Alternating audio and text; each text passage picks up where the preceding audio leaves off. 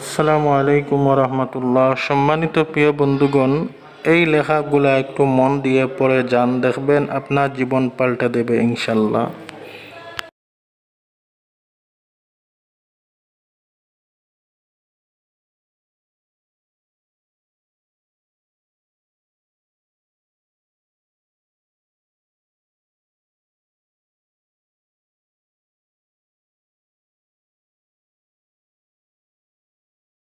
দেখেন, মানুষের হেদায়েতের জন্য এত ওয়াজ নসিহত লাগে না, এতটুক যথেষ্ট। ভিডিওটি লাইক শেয়ার করে পাশে থাকেন।